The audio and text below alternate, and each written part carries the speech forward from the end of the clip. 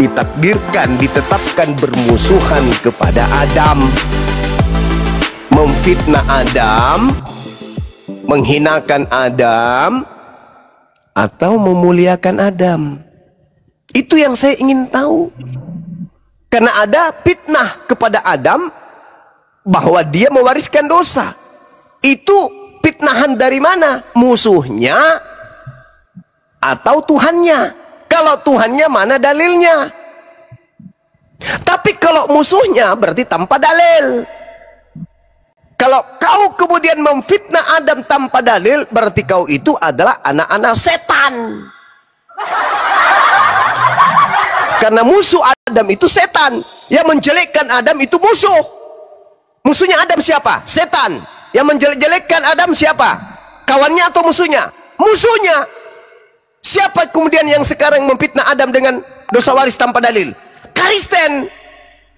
Berarti Kristen ini bermusuhan dengan Adam. Berarti Kristen ini siapa? Keturunannya Adam atau keturunannya setan? Ditanya sesuatu yang bisa memberikan edukasi, malah menjelaskan materi-materi gereja. Pih! Makin hari makin botol, bukan semakin pintar ini anak-anak ini. Bang Ade! Bang Ade! Ya. Panggil kepala sekolah, saya tidak mau tahu. Besok anak-anak itu keluarkan dari sekolah ini. Malah saya lihat. Sudah saya keluarkan. Ya. Guru BP Langsung. juga tanya, jemur guru BP-nya kalau dia masih nerima di kelas saya anak-anak seperti itu. Paham? Guru BP-nya lagi ke hutan, belum balik. Oh iya, oke lah kalau gitu. Cari siswa yang lebih bagus yang masih bisa diwaraskan. Ditanya apa, jawab apa. Itulah, terlalu baik makan babi begitu otaknya berfungsi. Lanjut. Kasih siswa yang agak sedikit masih bisa diwaraskan. Kalau yang gila kayak gitu kirim ke SLB. Nampaknya kedatangan Bapak Pendeta ini juga ada Bapak Erfudin. Nah, itu pendeta gila ini. Tadi saya mundurin pertanyaannya Bang Juma. Bisa nggak Yesus mati tanpa disalib? Itu tadi pertanyaannya di sana, baru melebar ke Adam. Weli, bisa nggak Yesus mati tanpa disalib? Justru Efrudin inilah yang membuat anak-anak tadi jadi gila. Oh ya?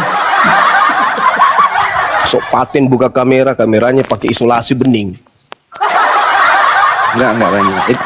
HP-nya itu HP Nokia 3310 direkondisi. Oh, terbuat dari kayu dong. Iya, jadi Nokia terus dimasukkan OS. Nah, beginilah rekondisi, tidak ada emailnya. Jadi anak-anak iblis itu musuhan dengan Adam. Iblislah yang menjadi bapakmu. Iblis yang menjadi bapakmu. Kata Manatahan. Iblis, karena iblis kerjanya itu memusuhi Adam. Sekarang kalau Kristen itu tidak memusuhi Adam dengan mengatakan Adam mewariskan dosa, mana dalilnya? Mana dalil? Kalian sekarang berdiri di kubu mana ini? Di kubu iblis atau di kubu Adam? Dengan memfitnah dia mewariskan dosa demi untuk melancarkan aksi tebus dosa pakai manusia. Silakan. Ayo pendeta, Anda berdiri di kubu mana ini? Kubu Adam apa kubu iblis?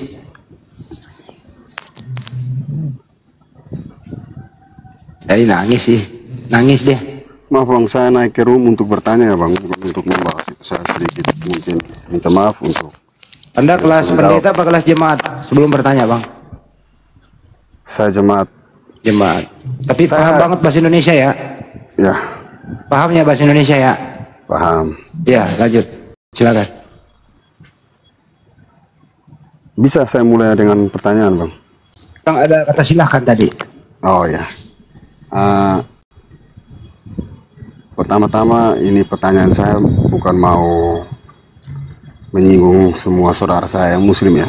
Saya hanya ingin bertanya dan kita sama-sama komunikasi saja. Bang Zuma. Iya. Dalam pilar umat muslim kan salah satunya itu kan bersyahadat. Iya. Itu kan ada dua, ada tauhid dan ada rasul kan. Siap. Tauhid sudah jelas, kita tidak bisa pertanyakan itu bahwa sudah jelas. Yang saya ingin pertanyakan di sini yang syarat rasul itu Di situ kan artinya kan aku bersaksi bahwa Muhammad adalah utusan Allah kan. Iya. Ya. Di sini saya ingin bertanya tapi lewat sebuah cerita boleh? Boleh, silakan. Boleh. Ya. Di pengadilan hakim adalah malaikat Jibril. Yang melaporkan itu orang-orang yang tidak percaya bahwa Muhammad ini adalah utusan Allah. Sedangkan yang terlapor sendiri adalah Muhammad, dan yang menjadi saksi bagi Muhammad adalah Bang Zuma dan mungkin kawan-kawan saya, saudara saya di sini yang banyak-banyak ini menjadi saksi. Ketika malaikat Jibril bertanya kepada Bang Zuma dan kawan-kawan yang ada di sini, apakah benar kalian bersaksi bahwa Muhammad ini utusan Allah? Nanti pertanyaan saya berlanjut. Jawab dulu itu. Iya, kami bersaksi tanpa ragu sampai mati Nabi Muhammad adalah utusan Allah. Apa yang di sini saya sebagai, ibaratnya saya sebagai malaikat Jibril ya. Iya. Apa yang bisa meyakinkan saya bahwa kalian bersaksi? Kami menerima kitabullah sebagai kalimat Allah yang terlontar dari lisannya tanpa ragu sampai mati, yakin sepenuh hati. Terus apakah kalian yakin kalian menjadi saksi dari orang yang menjadi saksi sendiri? Yakin seyakin-yakinnya. Beliau masih hidup di tengah-tengah kami tanpa keraguan sampai kami mati, yakin.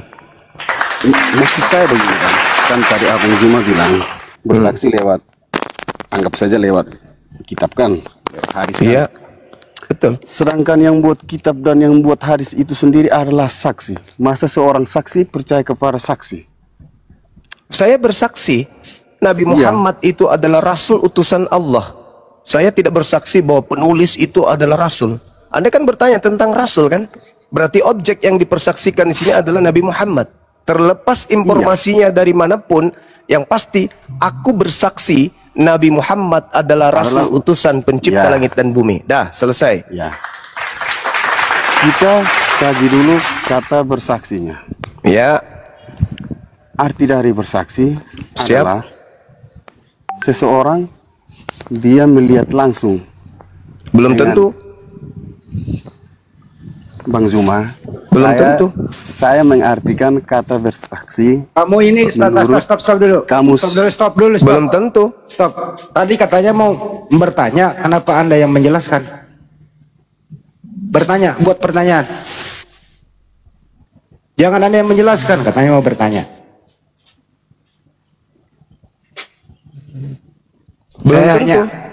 Saya hanya jemaah biasa, saya mau bertanya. Oh, malah dia menjelaskan. Kalau gitu Bang Zuma tanya balik ke dia. Sepertinya dia pintar. Jadi sebelum menjelaskan itu, Bang Zuma dan kawan-kawan harus mengerti apa itu kata bersaksi. Bersaksi meyakini. Aku bersaksi. Meyakini, mengakui sesungguhnya itu pun punya saksi. Iya, arti. Kami meyakini. Iya. Tidak ada keraguan.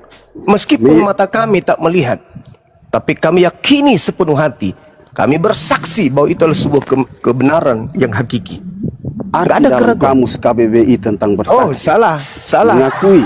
Salah. Iya. Kami tidak berpola ke situ. Kami ini orang-orang beriman. Yang namanya iman itu tak terlihat.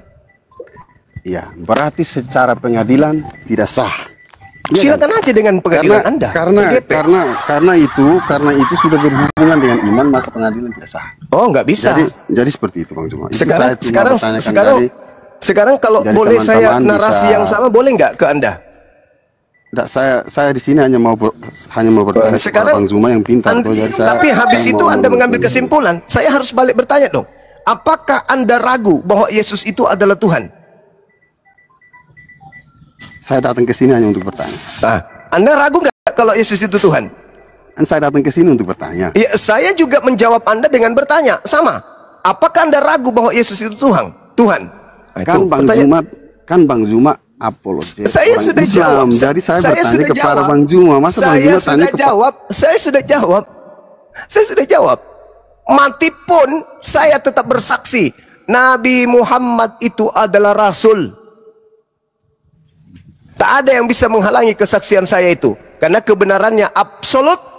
Seperti ketika saya bersaksi saya punya otak, meskipun saya tidak melihat otak itu, tapi saya melihat adanya otak. Saya mampu kemudian menyusun kata, merangkai kalimat hingga menjadi sebuah pesan. Itu bukti bahwa saya punya akal, bahwa saya punya otak. Maka saya mengatakan, saya bersaksi, saya Bang Suma bersaksi dengan sepenuh hati, saya punya otak, meskipun saya tidak melihatnya. Sekarang saya balik kepada Anda. Apakah Anda ragu tentang ketuhanan Yesus? Kan saya sudah bilang, saya naik ke room ini untuk bertanya. Bang Zuma bilang, ragu. Saya bersaksi. Saya bersaksi, tapi Bang Zuma katanya mau berarti bertanya. Anda ragu. Berarti Anda ragu. Kenapa Anda ragu? Karena untuk membenarkan sebuah iman, menurut Anda, mata Anda harus memanjang sampai ke Bukit Golgota, nyebrang laut, samudra, gunung, sampai di sana mata biji Anda itu di balik pohon ngintip-ngintip berkedip lihat Yesus.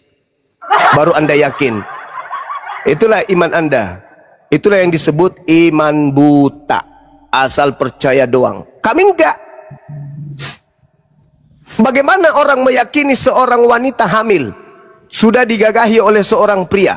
Apakah saya harus datang pada malam pertama melihatnya baru saya mengatakan saya bersaksi? Enggak dong. Dengan melihat wanita itu bunting, dengan melihat wanita itu lahirkan anak, maka saya bersaksi wanita ini sungguh telah pernah digagahi oleh seorang laki-laki. Selesai. Bukan saya mengatakan saya melihat. Saya melihat, itu beda. Saya menyaksikan, itu beda. Tapi kalau dikatakan bersaksi, berarti saya meneguhkan hati, saya berikrar, saya meyakini sepenuh hati, saya mengimani dengan sepenuh hati, akal, pikiran, perasaan saya sepenuhnya yakin Nabi Muhammad itu adalah Rasul. Itu cakupan kesaksian dalam syahadah. Apa yang bisa membuktikan kebenaran daripada kesaksian kami? Al-Quranul Karim. Satu-satunya mukjizat yang ditinggalkan oleh para nabi yang ada sampai hari ini hanya Al-Quran. Tak ada lagi. Lazarus udah mati, orang buta yang dibangkitkan udah mati, Musa dengan tongkatnya udah nggak ada. Apalagi Yesus mana? Injilnya mana? Nggak ada. Nabi Musa Torahnya mana? Nggak ada. Tinggal satu yang tersisa hanya Al-Quranul Karim. Maka kami bersaksi bahwa Nabi Muhammad itu betul Rasul. Muhammadar Rasulullah walladzina ma'ahu ashidda 'alal kuffar ruhama'u bainahum. Jelas itu, kami bersaksi tentang itu. Alam semesta ini bersaksi, ilmu pengetahuan bersaksi bahwa Nabi Muhammad itu Rasul. Apa saksi bahwa Yesus itu Tuhan? Ada. Ada yang bisa. Ketika orang Kristen diminta, coba kau persaksikan Yesus itu Tuhan. Satu, kami bersaksi Yesus itu Tuhan. Buktinya, satu, dia nete. Dua, dia disunat. Apa kesaksian macam apa itu?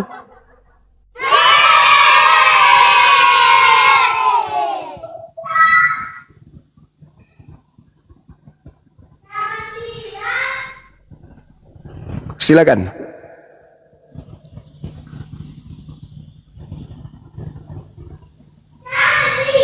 Baik, ada tamu Paulus monitor. Paulus. Assalamualaikum. Waalaikumsalam. Pasar Ibu, assalamualaikum.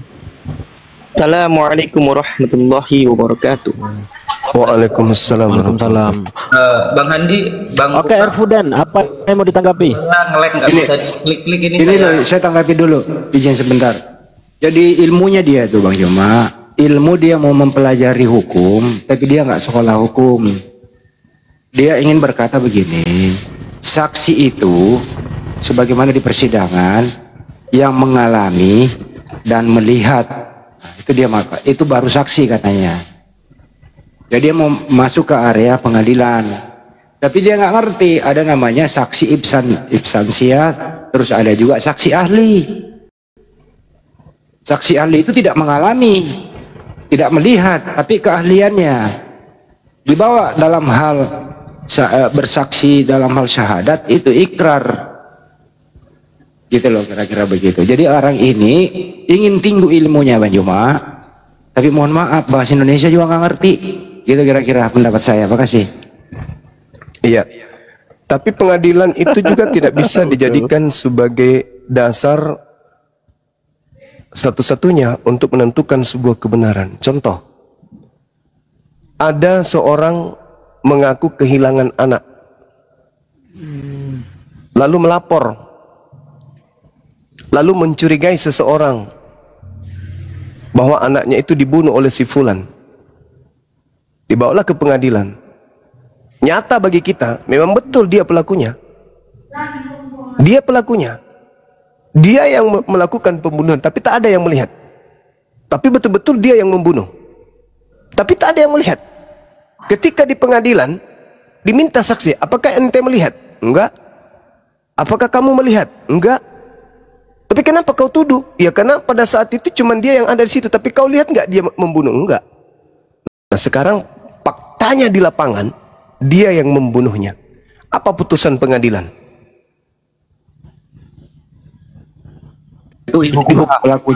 Dihukum atau tidak? Tidak sah, tidak dihukum. Tidak dihukum. Karena tidak ada saksi melihat bahwa dia yang membunuh. Apa dasarnya? Orang-orang pengadilan hakim sementara hakim tidak menyaksikan kejadian itu. Harus ada kemudian praduga tak bersalah yang harus dituangkan kemudian dalam satu laporan resmi. Mana kesaksian-kesaksian itu? Seperti apa nilai kesaksiannya? Tidak ada. Saksi-saksi ini tak melihat kejadian. Tetapi di lapangan anak itu benar-benar dibunuh oleh si pelaku.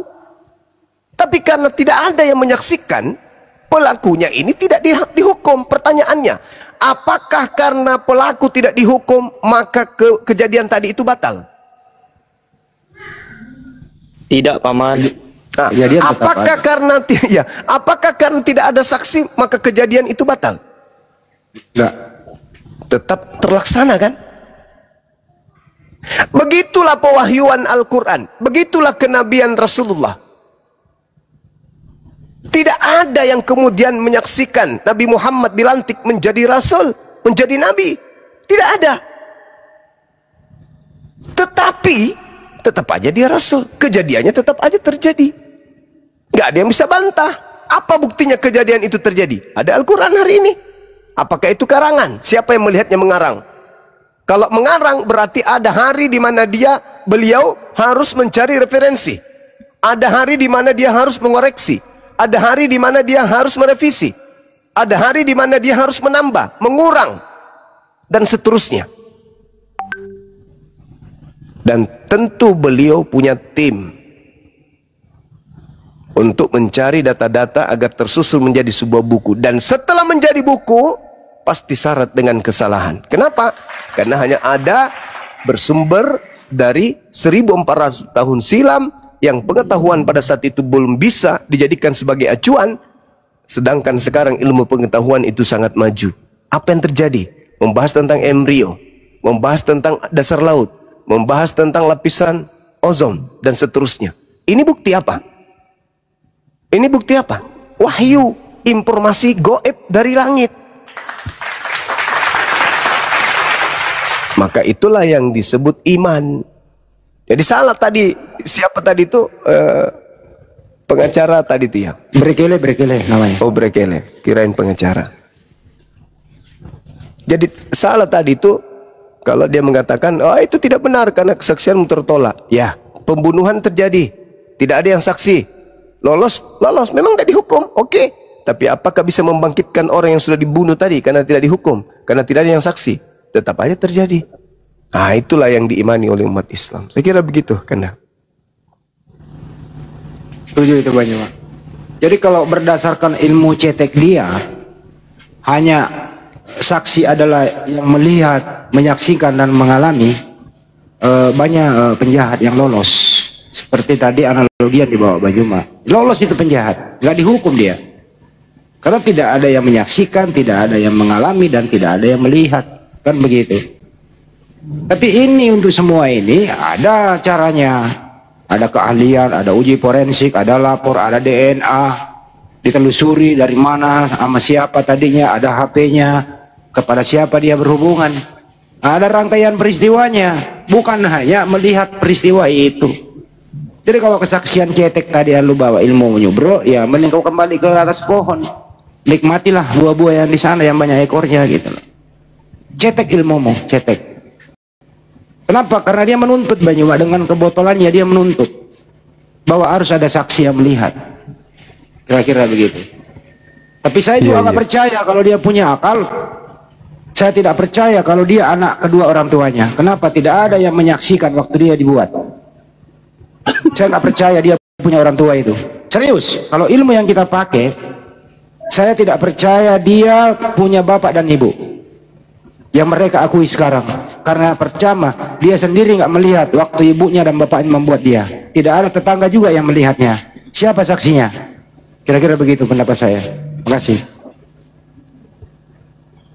Betul Bang Handi. Ada yang ngorok loh. Silakan dilanjut. Bukan ngorok, Gurunda pingsan itu. Udah pingsan. Maka makan siang dulu saya sebentar teman. Sambil nyimak. Silakan. Padahal sudah jelas di Yohanes 8:17-18. Bapak yang bersaksi tentang aku, ya ada tertulis dalam hukum Taurat, kesaksian dua orang adalah sah. Itu contoh. Baru kata Yesus, Bapak yang aku bersaksi tentang diriku sendiri, dan juga Bapak yang mengutus aku bersaksi tentang aku. Nah itu siapa yang melihat? Gak ada kan?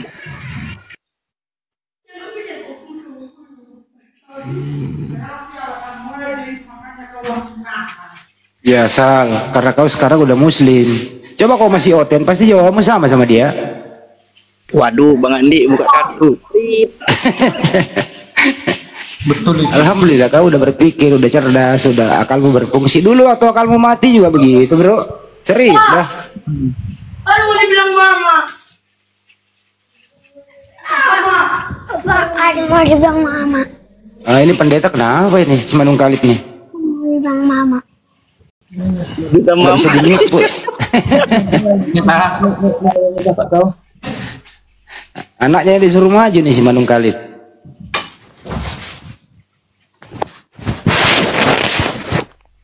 Oh dia lagi betulin kameranya host.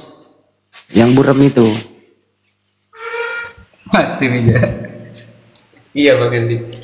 Halo. Ya silakan Bang. Abang pendeta. Enggak ada pendeta. Coba kau Sal yang maju lawan dia Sal. Waduh, tema apa yang bisa dikeluarkan? Kristen akan diusir Yesus. Oh, nggak apa-apa lah. Ya.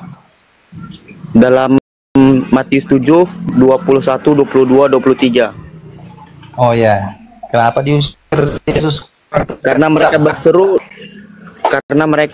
Tuhan, dan Tuhan. memanggil nama Yesus sebagai Tuhan, melakukan mukjizat demi nama Yesus, dan mengusir setan demi nama Yesus. Maka kata Yesus, "Nyahlah daripada aku." Siapa manggil nama Yesus kena usir? Yes. No, nanti ada tukang becak sana manggil nama Yesus. Siapa saja manggil nama Yesus Jelas. kena Usir semuanya. Itulah makanya itulah kalau berguru sama si Juma.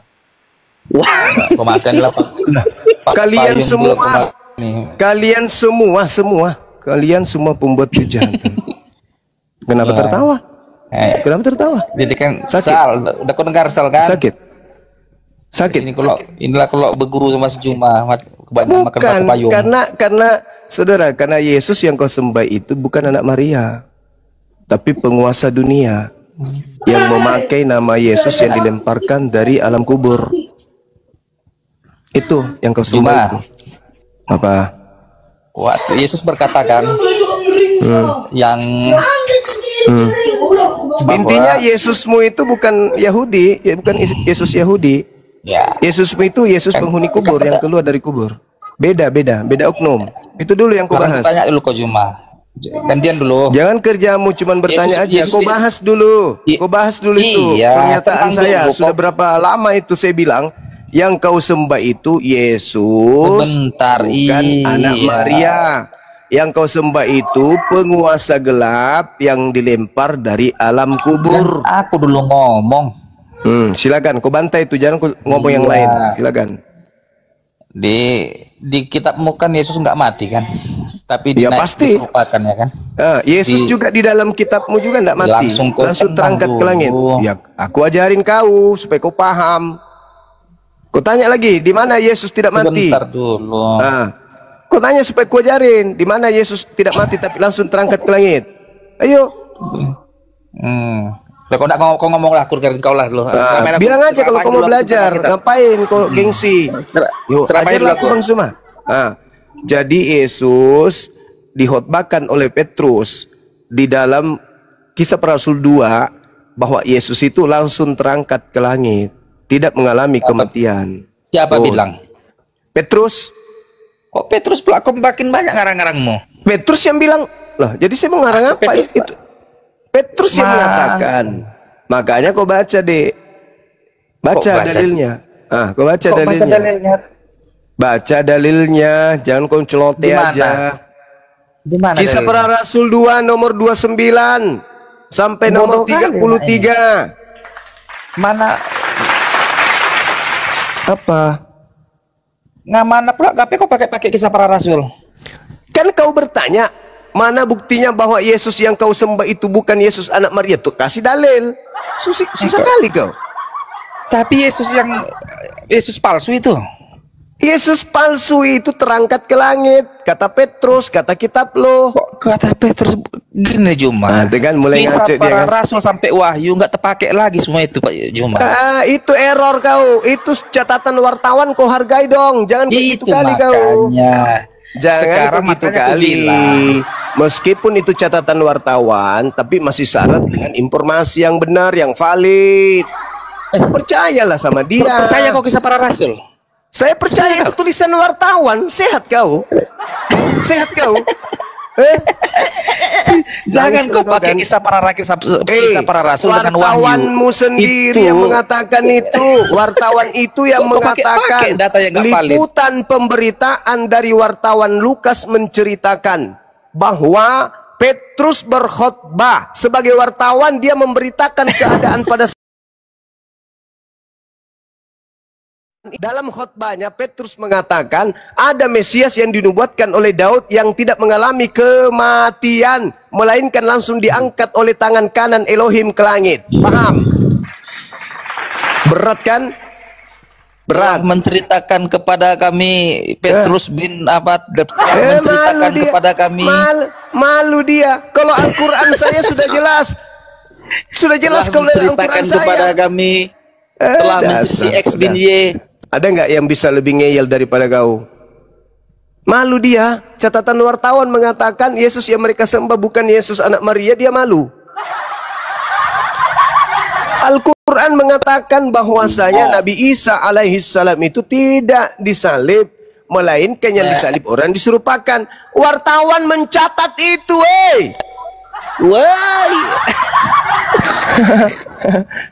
wartawan yang mencatat itu.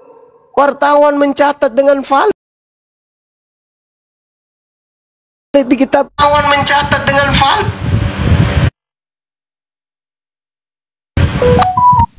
Ngapain kau pakai catatan Lukas?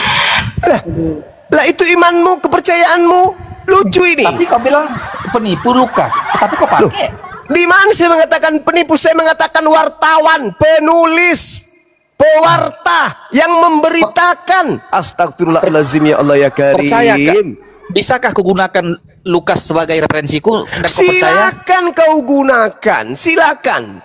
Silakan kau gunakan karena itu catatan wartawan. Percaya nggak kalau aku sajikan itu, percaya nggak kau? Saya percaya itu tulisan wartawan. Astagfirullahaladzim, ya Allah ya Karim. Kau mau memaksakan catatan wartawan itu sebagai firman Tuhan? Ya nggak mungkin, nggak bisa. Wartawan ya wartawan. Lucu ente ini. Iya. Oh, itu oke lah. Menurutmu ada nggak dinubuatkan Yesus bahwa dia akan mati?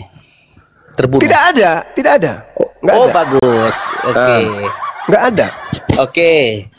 Dikatakan oleh Al-Qur'an bahwa yang disalib itu bukan Yesus, ya kan? Iya. Bahwa orang lain yang diserupakan. Yes. Kata Iya. Al-Qur'an, kata Iya. Al-Qur'an. Begitu Tetapi juga kata Yesus Markus. sendiri berkata, Yesus sendiri berkata dalam Apa? Markus 9 ayat 31, Markus Oke. 8 ayat 31 bahwa Oke. anak manusia akan Anak manusia. mengalami Anak manusia, anak Oke. manusia. Ada berapa anak manusia? Sebentar.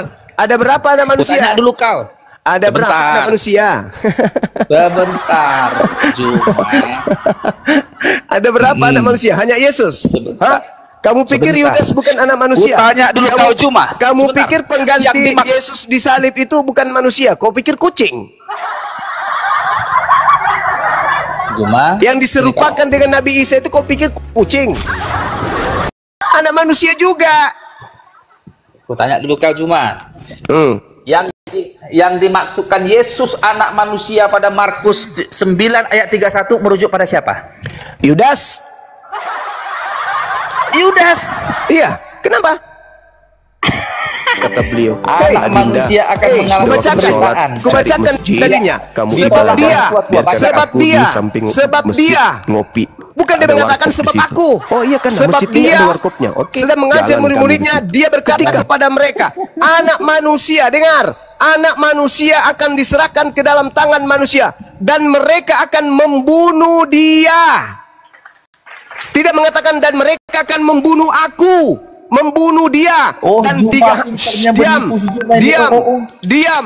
Dan Pintar 3 kali. hari sesudah dia dan 3 hari sesudah dia dibunuh, dia akan bangkit. Itu kata siapa? Itu kata Yesus. Kalau itu Yesus yang bangkit, dia akan mengatakan begini, aku akan diserahkan ke dalam tangan manusia dan mereka akan membunuh aku, dan 3 hari sesudah itu sesudah aku dibunuh, aku akan bangkit. Tapi dia mengatakan dia bisa merujuk kepada Yudas, bisa merujuk kepada Bom-Bom, bisa merujuk kepada Edis, siapapun yang cocok di situ. Tapi bukan Yesus orang yang suci itu. Paham? Paham? Pintar kan Ya itu dong. kau ya.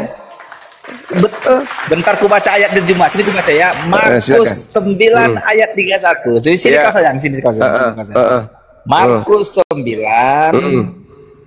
ayat 31 ya. Ya. Sebab ia sedang mengajar murid-muridnya. Ia besar ya. Yesus. Ia berkata kepada mereka. Yesus berkata kepada mereka. Yesus berkata, Anak manusia akan diserahkan. Sebentar dulu kau juga. Jangan kau sahut-sahut Ke dalam dulu kalau kau tangan ngomong tadi manusia. kalau kau sahut-sahut. saya ajarin Sebentar kau. kau, tanda petik Saya dua. ajarin kau. Saya Anak ajarin. manusia akan diserahkan ke dalam tangan manusia. Dan Ke dalam tangan manusia mereka akan membunuh dia. membunuh dia. Sini dulu kau sayang. Membunuh dia. Sini dulu Juma kau ribut kali kau. Membunuh dia. Sini dulu aku kuaca kau. Dia itu siapa? Mereka akan membunuh dia. D besar ini ya, D besar ini. Lihat D besar ini. Dia ini bahasa maksudnya Yesus. Yunani tidak kenal huruf kecil, huruf besar. Pokoknya. Sini kau Juma sayang. Sini. Kutanya dulu kau. Ini dulu Bahasa kau. tulisan Kau, Yunani Mak. mengenal Biar ku selesaikan huruf dulu. besar, huruf kecil enggak? Ini bandel Tanya kali. dulu kau. Hei. Ulangi kau lagi Juma. Sini kau Bahasa Juma. Yunani itu Ini Yesus langsung ngomong huruf ini loh. Yunani mengenal bahasa, Netizen mengenal bawah. tulisan Juma huruf nih. kecil, huruf besar enggak? Aku bacakan ayatnya. Ini kunci kekalahan si Juma ini kawan-kawan nih. Kata dia kok jadi Yesus. Bahlul. Di mute ya aku. Sebentar. Sini dulu kau. Nanti aku kasih lagi kau di Jangan di-mute. kitab Matius. Iya, silakan. Kau baca lagi tadi dia. Ku baca Apa kau apa Sebab alasanmu iya. mengatakan? Let me see, Alasanmu mengatakan kalau dia di situ merujuk ke Yesus? Apa alasanmu? D besar. Lihat dulu huruf D besar itu. Di mana kaidahnya kalau D besar itu merujuk kepada Yesus? Ayo. Anak manusia ini merujuk kepada siapa ini? Perkataan Yesus. Sebab ini kulang lagi ya. Sebab ia Apa sedang kaidahnya? mengajar Hey. murid-muridnya. Ya, mengajar murid-muridnya. Ia berkata kepada mereka, Anak manusia akan diserahkan ke dalam tangan manusia, mereka akan membunuh dia, dan 3 hari sesudah ia dibunuh, ia akan bangkit. Ini Yesus ngomong loh, tepuk tangan. Iya. Ya kan? Iya itu siapa? Sudah dikatakan bos. Iya itu siapa? Dia bakal mati, dibunuh, Iya dan itu akan siapa? bangkit setelah 3 hari. Dia itu siapa? Oh, berak kau, tak berak kau kan? Tuhan kami. Tak berak kau, berarti Yudas Tuhanmu. Udah benar itu. Udah benar. Yesus Yudas itu kan Tuhanmu, nggak salah. Saya kan tidak pernah membantah kan? Saya tidak pernah membantah. Saya tidak pernah membantah kalau Tuhanmu itu adalah Yudas. Nggak pernah membantah saya. Nggak pernah membantah. Saya datang ke sini untuk menolong kau aja dari kegilaanmu. Kalau itu adalah Yesus, maka dia akan berkata, anak manusia akan diserahkan ke dalam tangan manusia. Dan mereka akan membunuh aku. Ayo, apa sulitnya Yesus berkata aku? Kenapa dia nggak berkata aku? Kenapa? Kenapa nggak berkata aku? Sedangkan yang ada di hadapannya adalah murid-muridnya. Tinggal mengatakan aku aja pun susah. Tapi karena Kristen ini percaya kepada yang keluar dari kubur ini, ya, yang sudah dilemparkan di Yesaya 14 ini, bahwa itu adalah Yesus yang mengaku Yesus, maka Yesus yang berkata dia pun dianggap aku. Itulah orang Jepang mengatakan to ma lasa, batulah setacipi. Itu cocok untuk kau. Tomalasa. Dia akan membunuh dia. Mereka akan membunuh dia. Bang Handi datang ke saya nih. Bang Handi, ya paman. Anak manusia akan diserahkan dalam tangan manusia dan mereka akan membunuh dia loh. Oh ya? Dia siapa? Anak manusia. Yang mana? Yang dikutuk Elohim. Dan dia akan bangkit pada ketiga. Bang Handi mikir kepada siapa? Kepada Bang Suma atau kepada yang lain?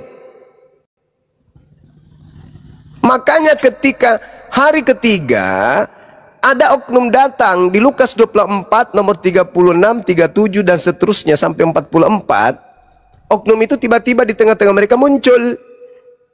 Assalamualaikum. Katanya gitu kan. Apa yang terjadi? Mereka kaget dan ketakutan sebab mengira melihat hantu. Kenapa melihat hantu? Karena tidak pernah mendapatkan pengajaran bahwa dia akan bangkit. Dia akan bangkit pada hari ketiga. Tapi guru kita sudah mati. Karena ketika gurunya ditangkap, mereka lari semua meninggalkan Yesus gurunya. Markus 14 nomor 50. Semua murid Yesus lari meninggalkan Yesus. Jadi tak ada yang tahu Yesus itu gimana, Yesus itu nasibnya gimana. Makanya pada hari Minggu pagi ketika Maria datang melapor kepada mereka, itu orang yang di dalam kubur hilang loh, tinggal ada kain kapan loh. Mereka nggak percaya. Masa ada orang mati hilang di kubur? Gak mungkin lah, kata murid-muridnya. Tapi meskipun begitu, di data 13-nya Petrus pergi ke kuburan itu dan melihat betul-betul cuma ada kain kapan. Kemana mayat itu? Dalam hatinya berkata, apa yang sedang terjadi ya? Itu artinya murid ini tidak pernah diajarkan oleh Yesus bahwa aku akan bangkit. Gak ada Yesus mengajarkan itu. Yesus mengatakan dia akan bangkit. Dia siapa? Pikirlah sendiri. Dada aja. Apa sulitnya dia mengatakan aku? Apa sulitnya dia mengatakan aku kalau memang dirinya? Karena Yesus itu bukan pembohong, makanya dia mengatakan dia akan bangkit. Dia akan membunuh mereka. Dan setelah hari ketiga, setelah dia dibunuh, dia akan bangkit. Bukan aku akan bangkit, dia. Yesus mati-matian berdoa kepada Tuhannya sampai titik peluhnya itu kemudian jatuh ke tanah seperti titik darah. Kok dia pula yang mati? Kamu, saudara Efron, kalau ilmumu sudah mulai tinggi, saya akan hantar kamu untuk masuk kelas saya, kajian yang jauh lebih fantastik dari ini. Saya buktikan secara akurat bahwa Yesus anak Maria itu tidaklah dibunuh, disakiti pun kagak. Saya akan buktikan. Sayangnya di antara kalian belum ada yang bisa berkelas untuk masuk di kelasku. Kalian masih kelas remeh. Kalian masih kelas apa itu namanya? Kelas apa ya? Belum bisa masuk di sekolah, masih di luar, masih di halaman sekolah kalian tuh. Belum bisa mendaftar jadi anak muridku. Kenapa? Tingkat intelektual kalian itu masih lemah, lemot. Belum bisa menjadi murid saya. Syarat menjadi murid saya itu otaknya smart. Oke? IQ-nya tinggi, daya serapnya mantap, daya tangkapnya mantap. Kalau kayak gitu, lemot kayak gitu nggak bisa masuk kelasku. Kau cocok ke SLB yang diajarkan huruf A, huruf B, huruf C, A, B tambah A, ba, B tambah U, bu. Bacanya babi. Ulang. B tambah A, ba, B tambah O, bu. Bacanya babi. Ulang lagi. K tambah U, ku. K tambah I, ki. Bacanya babi. Babi aja terus dalam otak kau itu. Makanya tidak bisa ilmu masuk. Orang ngajarin apa, babi yang muncul di mulutmu. Orang ngajarin apa, babi aja di mulutmu. Kenapa kau benci terhadap kebenaran? Karena kau tidak mau meninggalkan makanan babi. Ini bahaya nih, kalau berfungsi otakku saya nggak makan babi lagi nih. Itu aja terus. Akulah dia itu berkenan dengan Mesias. Tapi kalau dia membunuh dia, bukan aku yang dibunuh. Kenapa bukan aku yang dibunuh? Karena Yesus sendiri mengatakan dalam Yohanes 10 nomor 18, tidak ada manusia, tidak ada yang sanggup mengambil nyawaku. Tidak ada yang bisa mengambil nyawaku. Baca Yohanes 10 nomor 18. Melainkan aku sendirilah yang akan menyerahkan dan akan mengambilnya kembali sesuka aku. Tidak ada. Tapi di situ dalilnya, anak manusia akan diserahkan ke dalam tangan manusia dan mereka akan membunuh dia. Yesus mengatakan tidak ada yang bisa membunuh aku. Berarti dia itu bukan aku. Karena Yesus mengatakan juga dalam Yohanes 14, Yohanes 12, penguasa dunia tidak sedikit pun berkuasa terhadap diriku. Nggak ada yang bisa membunuh aku, nggak ada. Itu kata Yesus. Jadi ketika dikatakan anak manusia, mereka akan membunuh dia, berarti itu kan Yesus. Kubacakan dalilnya ya, supaya kau paham. Biar kau nggak gila permanen. Nanti kalau kelasmu sudah mulai bagus, kau boleh masuk di kelas saya. Ada SKS, pembelajaran kemudian kristologi, tanpa bayar. Nih, kubacakan samamu Yohanes 10 biar kamu paham. Baik, selamat malam. Ya, sabar dulu Bang, sabar dulu. Itu calon siswa saya itu mau kuajari, masih mendengar di bawah. Dari tadi kamu ngomong terus. Iya, harus wajib untuk mewariskan orang, wajib.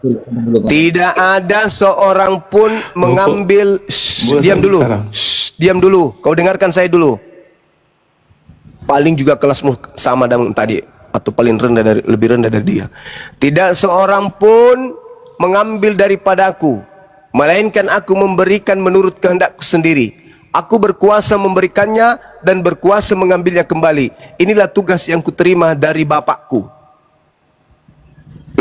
Bapakku yang memberikan tugas aku tentang nyawaku.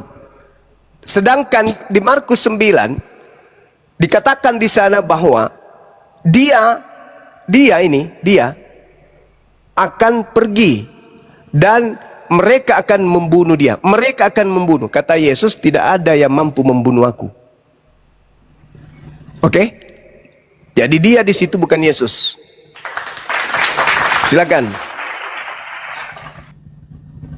Silakan kubantah, Saudara Riyandi. Terima kasih ini. Ya, dari tadi kamu ngomong salah semua dari tadi.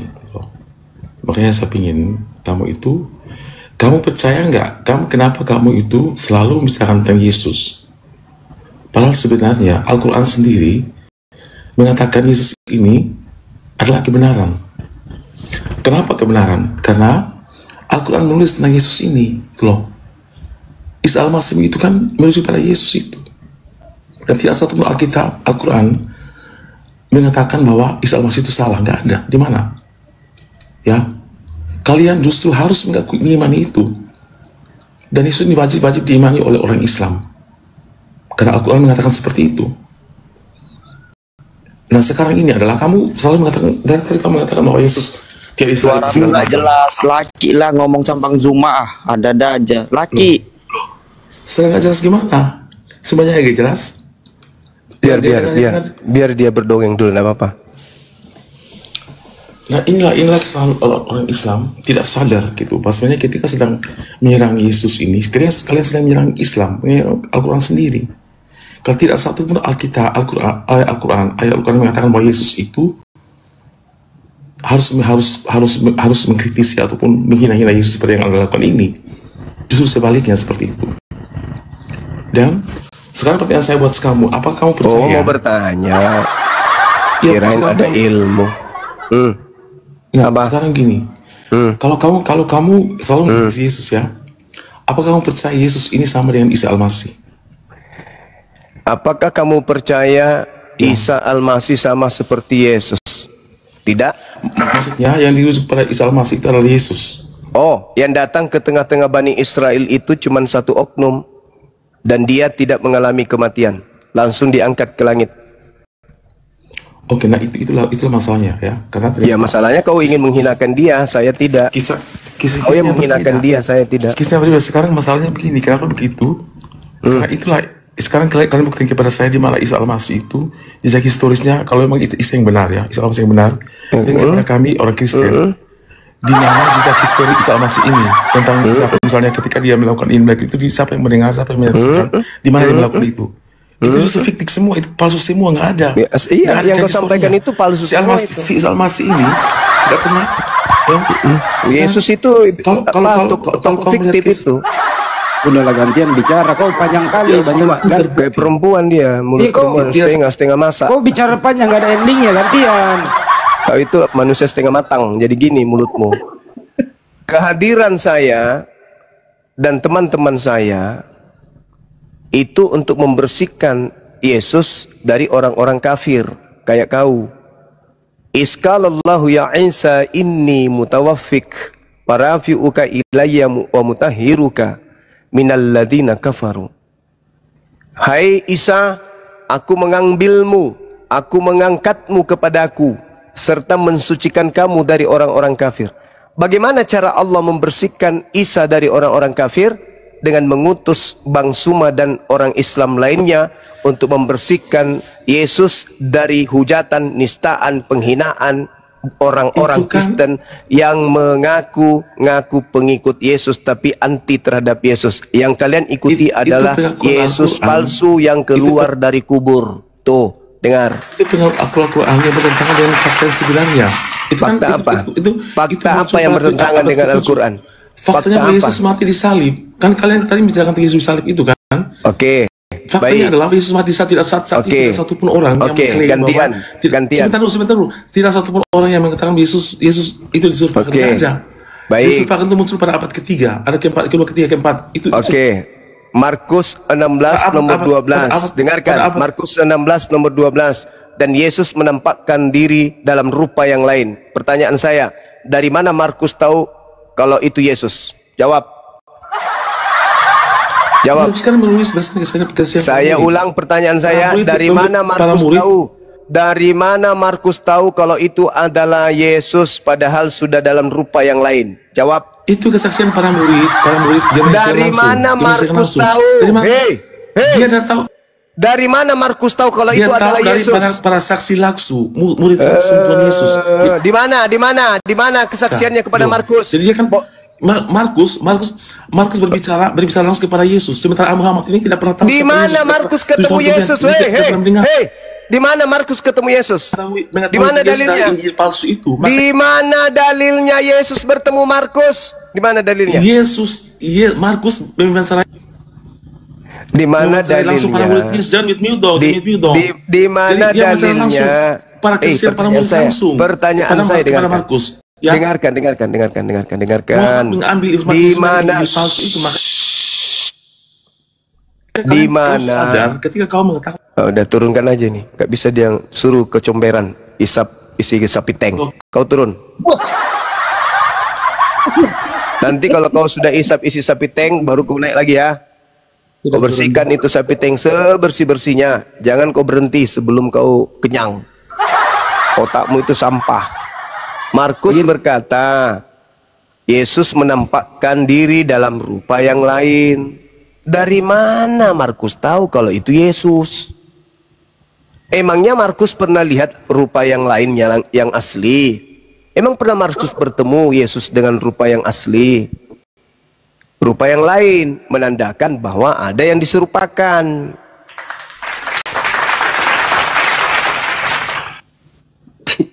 Susah kan? Gimana? Susah dia ngomong. Ada orang kayak gitu. Gini cara ngomongnya Banyuma. Masalahnya tangan kirinya pegang timun, Bang Andi. Timunnya diselipkan di sela-sela pahanya. Susah dia. Itu tadi masih playground, masih TK, tapi TK yang SLB, bro. Nah, jadi kayak gitu. Mohon dimaklumi ya. Pokoknya hari ini sudah 3 aku kembalikan ke pohon. Udah 3 ya. Itu gitu ya. Udah 3 aku kembaliin ke pohon. Lanjut. Silakan Bang Erik. Besok. Mati.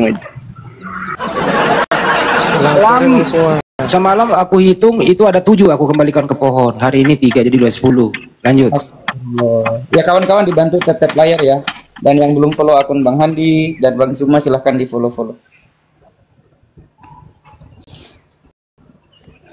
Silakan Bang Zuma. Iya, Soleh. Ya. Enggak. Ini saya mau tanya saja Bang Zuma.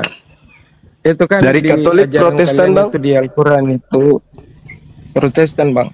Oke, lanjut. Ya Bang, itu kan di Al-Quran kalian lebih ini ke Nabi Isa. Nabi Isa kan tidak pernah berbuat dosa. Kenapa bukan ajaran Isa yang kalian ikuti, Bang? Oke.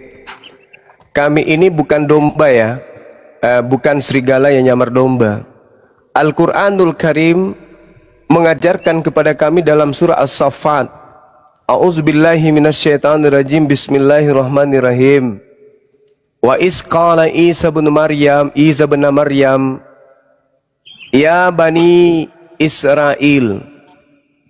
Wa iz qala Isa bin Maryam ya bani Israel inni rasulullahi ilaikum. Wahai bani Israel, aku ini utusan Allah untuk kalian. Nah, kami bukan Bani Israel. Makanya kami tidak nyamar-nyamar sebagai Israel rohani, Yahudi rohani, karena kami bukan pendusta, kami bukan pembohong. Matius 15 nomor 24, aku diutus hanya kepada domba yang sesat dari umat Israel. Matius 10 nomor 5 nomor 6, Yesus berpesan kepada ke-12 muridnya agar jangan ke bangsa lain, melainkan pergilah kepada domba-dombaku yang hilang dari umat Israel, yang sesat dari umat Israel. Jangankan kami umat Islam yang hidup kurang lebih 2000 tahun setelahnya, seorang yang bukan Israel aja datang ke Yesus minta tolong agar anaknya diobati, disebut anjing oleh Yesus. Bagaimana mungkin kami mau disebut anjing? Nehi-nehilah, kami nggak mau. Kalau Anda mau disebut anjing oleh Yesus, silakan aja, kami nggak mau. Enak aja, kami manusia. Nah, Yesus menyebut orang di luar Yahudi sebagai anjing. Matius 15. Itu jelas itu. Nah, jadi kalau Anda bertanya, di Al-Quran, Nabi Isa dimuliakan. Ya, karena Yesus menubuatkan kami. Apa kata Yesus dalam Yohanes 16 nomor 7 sampai nomor 15? Apa kata Yesus? Apabila roh kebenaran, apabila roh yang benar itu datang, maka dia akan memuliakan aku. Mari kita bandingkan Al-Quran bercerita tentang Nabi Isa dan bandingkan dalam Al-Quran di Bible bercerita tentang Yesus. Mana kitab yang memuliakan Yesus? Al-Quran atau kitab saudara? Nah, dari hal itu, disitulah Anda bisa menilai mana roh kebenaran itu, di Islam atau di Kristen. Di kitab saudara, Yesus dikutuk. Di kitab saudara, semua dosa, apapun dosa di atas muka bumi ini diserahkan ke Yesus. Ditampar, diludahin, diseret, lahirnya aja di kandang binatang katanya, di palungan. Penghinaan demi penghinaan. Dari lahir dia dihinakan, ketika hidup dia dihinakan, mati pun dia dihinakan. Dikutuk di atas tiang salib, bahkan keluar lagi dari kubur. Jadi seperti setan keluar dari kuburan. Dihinakan. Sudah gitu, tak selesai. Dituhankan, disetarakan dengan Tuhannya. Tak ada kemuliaan diberikan kepada Yesus di Bible. Tapi kalau di Al-Quran, sejak dia dikandung sampai dia terangkat dengan mulianya di atas, itu di Al-Quran berkatnya jelas. Maka dikatakan dalam Biblemu, apabila roh yang benar itu datang, maka dia akan memuliakan aku. Siapa yang ada di rumah kamu, ada lambang salib, kau gantung dengan ada bentuk salib di situ di dinding. Ada patung orang menggantung situ, itu siapa? Yesus kan? Itu memuliakan. Bang, di Yohanes itu Bang, sudah tertulis waktu saat Yesus dibaptis itu Bang. Ini muncul burung merpati Bang. Ada suara. Inilah anakku yang kukasihi, kepadanya lah kalian berkenan. Seperti itu Bang. Itu bukan Roh Kudus. Itu Roh Kudus abangku. Yang ku maksud ini roh kebenaran. Roh Kudus dengan roh kebenaran itu berbeda. Yang datang kepada Yesus Roh Kudus, yang datang kepada Elizabeth Roh Kudus, yang datang kepada Zakaria Roh Kudus, yang datang kepada orang-orang yang diberi tugas untuk menyampaikan firman itu Roh Kudus. Yohanes 3 nomor 13, nomor 34 dan seterusnya. Sedangkan Yesus berkata dalam Yohanes 14 nomor 16, aku akan minta kepada Bapa agar Bapa mengutus seorang penolong. Seorang penolong inilah yang dikatakan roh kebenaran. Di dalam Yohanes 16 nomor 7 adalah benar jikalau aku pergi, sebab kalau aku tidak pergi, maka seorang penolong itu, penghibur itu tidak akan datang, yaitu roh kebenaran. Dia harus pergi, sebab kalau dia tidak pergi, roh kebenaran itu tidak datang. Kalau yang datang adalah Roh Kudus, Roh Kudus itu sudah bolak-balik naik turun. Tetapi yang belum turun ini adalah roh kebenaran. Nah, roh kebenaran ini manusia. Roh Kudus itulah perantara antara manusia dengan Tuhan. Jadi bedakan antara Roh Kudus dengan roh kebenaran. Roh Kudus itu adalah pengantar firman, sedangkan roh kebenaran ini adalah penerima firman. Makanya Yesus itu disebut roh kebenaran. Musa roh kebenaran, nabi-nabi roh kebenaran. Sedangkan yang disebut Roh Kudus itu adalah penyampai firman. Dialah yang disebut Gabriel. Harus Anda belajar bedakan itu. Silakan. Bang Suma, siap. Yesus naik ke surga itu Bang, karena dia sudah jelas di firman-Nya itu kalau dia itu mau menyiapkan tempat buat kami yang percaya kepadanya Bang. Saudaraku, saudara, ya, kalian ini tempatnya di neraka. Yang Yesus naik ke surga itu menyiapkan tempat bagi Bani Israel pengikutnya. Sedangkan di luar Bani Israel yang datang memakai namanya itu diusir, bokongnya ditendang sampai ke neraka. Matius 7 nomor 15 sampai nomor 23. Kenapa Kristen itu kemudian ditendang bokongnya sampai ke neraka? Karena Kristen mengikuti nabi palsu yang datang menyamar seperti domba padahal dia adalah serigala buas. Itu kan Yesus sendiri yang mengatakan, sekarang penguasa dunia telah datang. Penguasa dunia dilemparkan keluar. Siapa penguasa dunia itu? Iblis. Dilemparkan keluar dari mana? Dari kuburan. Siapa yang keluar dari kuburan? Yang memakai nama Yesus. Karena Yesus mengatakan kepada muridnya Bani Israel, waspadalah kepada penyesat yang datang kepadamu dengan memakai namaku dan berkata, akulah Kristus. Nah, penyesat itu dilemparkan keluar dari kubur. Yang keluar dari kubur ini memakai nama Yesus dan berkata, akulah Kristus. Apa buktinya? Tak kasih bukti akurat. Dengarkan baik-baik. Lukas 4 nomor 6. Iblis datang kepada Yesus. Yesus, sini dulu kau. Ngopi kita dulu yuk. Apa Iblis? Itu kurang kerjaan dari dulu aja. Kerjamu menggoda, mencoba. Apa maumu lagi sekarang? Satu lagi Bang Sunga. Sabar dulu, saya teruskan dulu supaya kau tahu bahwa yang keluar dari kubur itu ada. Soalnya saya mau Oke, kerja, silakan. Iya. itu kan surganya tuh orang Islam, Bang. Soalnya 72 bidadari. Iya. Kan? Nah, kalau di surga kita seumpama Islam layani 72 bidadari, kira-kira Tuhannya masih dihargai kan, Bang? Oke, baik. Di dunia ini setiap malam berapa orang laki-laki dan perempuan melakukan kemudian senggama, bersetubuh?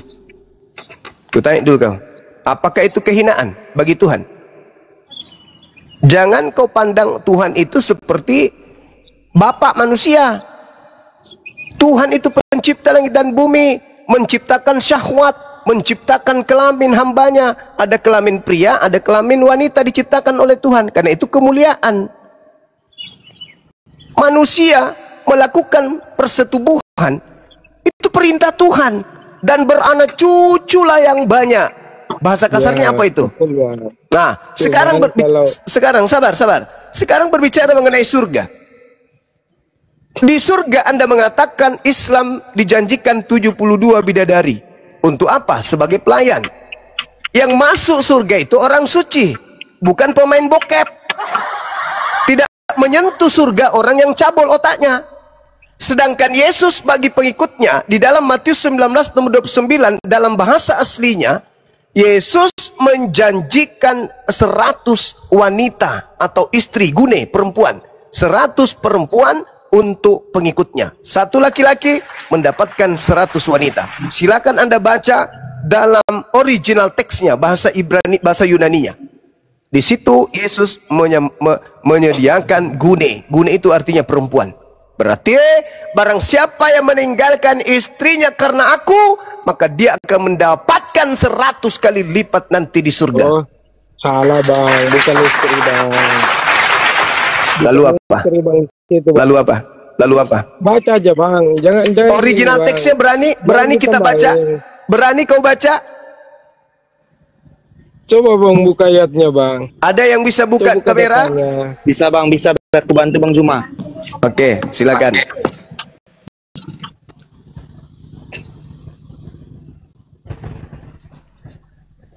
Matius 19. Coba KJP. Sebelum ke original teks kita ke KJP dulu. Ini ada gunaikannya nih dari apa? Stefanus Septurestus. Silakan. Cuman lembaga Bible Indonesia menghapuskan istri karena iri. Kenapa iri? Karena yang dijanjikan di sini Yahudi bukan Kristen. Kristennya mungkin iri, makanya dihapus kata istri di situ di terjemahan Indonesia. Wait. Iri dia kan, karena Yesus menjanjikan kepada Yahudi bukan kepada Kristen. Matius 19:29. Gunaika. Apa artinya gunaika? Coba. Istrinya. Atau di KJP juga saya buka, Bang. Boleh. Di Indonesia ini memang kurang kerjaan. Giliran tidak ada kata Allah ditambah kata Allah. Ada kata gunaika dihapuskan kata gunaika. Yang tidak ada ditambah, yang ada dikurangi, dihilangkan. Memang kurang kerjaan memang. Nah, ini or wife. Wife itu artinya apa? Suami. Istri. Oh, istri, kirain suami. Itu. Istri, Paman. Coba buka di aplikasinya, Bang. Aplikasi Bible, Bang. Aplikasi Bible yang milik Indonesia gitu. Jangankan aplikasi, lembaga Bible resmi aja menghilangkan kata istri. Karena tugasnya memang waspadalah kepada penyesat yang datang memakai namaku dan berkata akulah Kristus. Nah, coba. Nah, di sini kalau di sini dihapus, istrinya dihapus. Malu nanti ngalahin orang Islam katanya. Bukan juga, sakit hati karena yang dijanjikan itu Yahudi bukan Kristen. Sedangkan di dunia saja, di dunia Yesus itu menjanjikan banyak istri, poligami. Lukas 18 coba buka, Dek. Lukas 18 berapa, Bang Zuma? Coba di data nomor 2930. 18 29 30. Coba ya, mana tahu saya benar.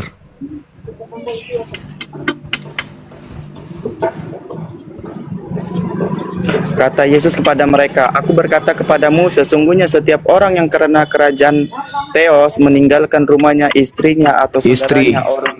Oh ya, ini ada istrinya. Nomor 30. Akan menerima kembali lipat ganda pada masa ini juga.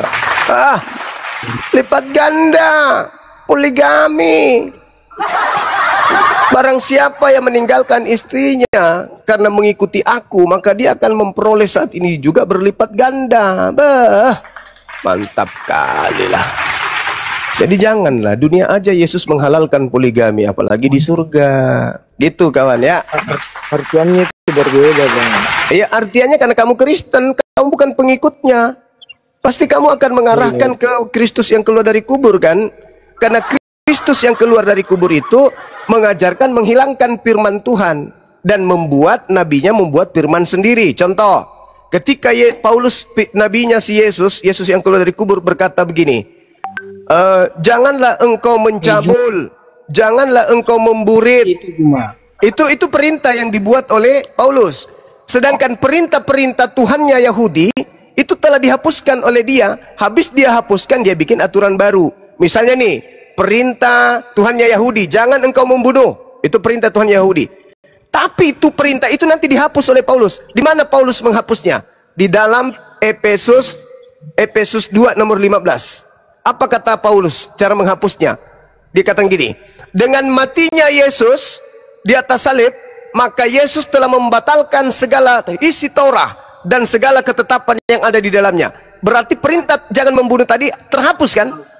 Habis itu dia bikin surat sendiri, jangan kau membunuh. Jadi kalau hari ini orang Kristen tidak membunuh, bukan mengikuti perintah Tuhannya Yahudi, tapi mengikuti perintah Tuhannya, yaitu yang datang kepada Paulus melalui nabinya Paulus. Kalau Paulus mengatakan jangan kau berzina, itu perintah dari Kristus yang keluar dari kubur. Kenapa? Karena perintah dari Elohim sudah dibatalkan oleh Paulus. Paulus mengatakan begini dalam Galatia 2 nomor 16, tidak ada orang yang dibenarkan di mata Tuhan karena melakukan hukum Taurat. Galatia 5 nomor 4, engkau lepas dari Kristus Yesus jika engkau mengharapkan kebenaran dari hukum Taurat. Kamu keluar dari kasih karunia. Berarti hukum Taurat, jangan berzina, jangan bersaksi dusta, itu semua dihapus. Lalu Paulus duduk di tempat yang suci, mengganti firman Tuhan dengan firman-Nya yang diterima dari Kristus Yesus yang keluar dari kubur. Aku menerima Injil bukan dari manusia, tapi dari Kristus Yesus. Nah, Kristus Yesus inilah yang membuat firman baru, jangan berzina, jangan membunuh, jangan bersaksi dusta, jangan memburit. Orang Kristen taat kepada siapa? Ke Tuhannya Yahudi atau kepada Tuhannya Paulus? Tuhannya Paulus yang datang kepadanya memberikannya 13 kitab. Itulah Tuhanmu yang baru, Kristus Yesus itu. Yang mana firman yang datang kepada Yesus dihapus. Ini, kau lihat endingnya di dalam Filipi 3 nomor 18. Apa yang dikatakan kemudian Paulus di sana? Kalau Anda melihat di sana, itu jelas ada kengerian yang sangat dahsyat. Kenapa? Karena dia mengatakan bahwa firman Tuhan yang datang kepada Musa itu adalah sampah. Filipi 3 nomor 8. Firman Tuhan dibilang sampah. Berani dia mengatakan begitu. Kenapa? Iblis ketika datang ke Adam di Gan Eden, ketika Tuhan berfirman, Adam, ya paman, jangan kau dekati pohon buah pengetahuan baik dan jahat. Jangan khotbah kamu cuma. Iblis datang.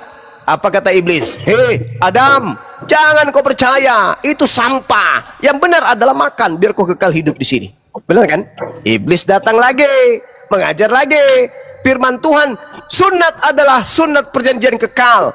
Siapapun yang tidak menyunatkan dirinya, Kejadian 17:14, maka bunuhlah dia, karena dia telah membatalkan perjanjian kekalku. Datang si penyesat, jangan kau bersunat. Itu nggak ada apa-apa itu. Yang benar itu adalah sunat hati. Iblis itu kerjanya mengganti firman Tuhan dengan firman-Nya sendiri. Kebanyakan pelintir bang semua. Silakan, tunjukkan apa yang saya pelintir. Silakan. Iya, di Bible tidak seperti itu. Silakan. Silakan. Yang mana yang tidak seperti itu? Silakan. Silakan. kejadian itu bang, banyak yang Silakan. bang cuma pelintir. Ya silakan Anda tunjukkan yang mana yang saya pelintir, silakan.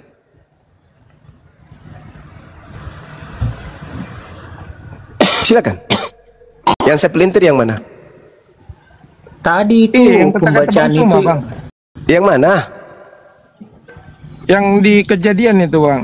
Kejadian apa? Yang mana? Adam itu. Kenapa Adam? Adam kan dilarang mendekati buah pohon pengetahuan kan? Iya. Iblis datang mengajarkan sebaliknya kan?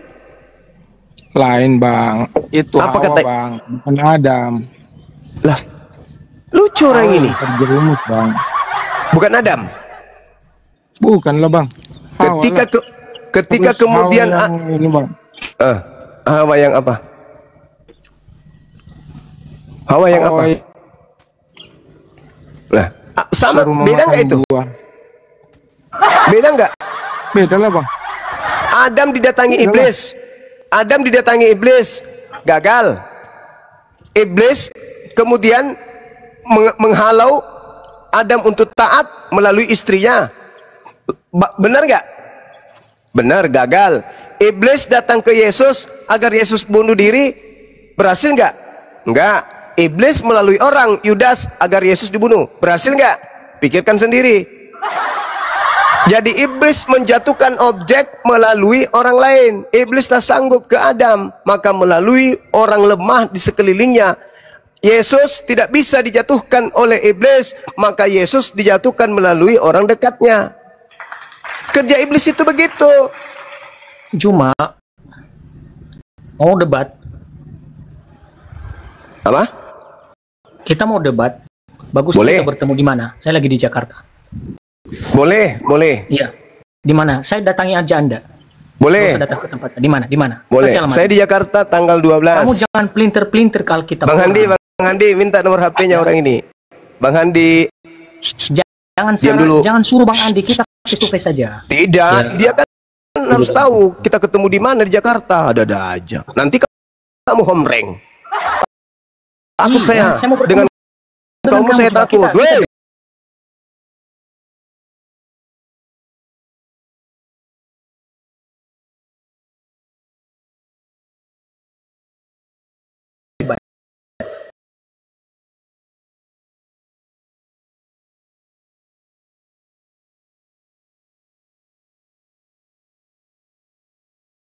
Dengan takut, saya takut dengan kaummu. Banyak kali yang kayak gitu.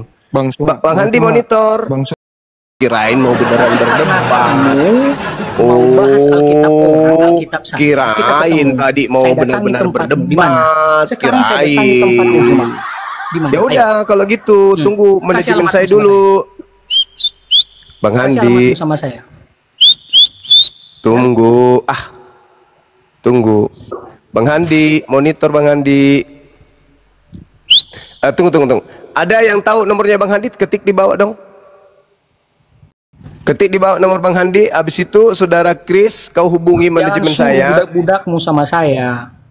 Loh, kan saya harus tahu nomormu supaya kita komunikasi. Kamu aja. Jangan bagaimana? Ayo, dah, sebutkan nomormu biar saya catat. 108 berapa? Catat nomor saya ya. Iya, baik. 0822. Tunggu. Saya aja catat dulu. Jangan catat, bukan kamu. Itu si Juma itu goblok itu, biar dia catat sendiri. Anda belum perang, Anda udah kalah. Berapa? Jangan gitu bang. Berapa? Wih, sebut. 08 berapa? 22. Oke. Ditambah 9619. 9 berapa? 96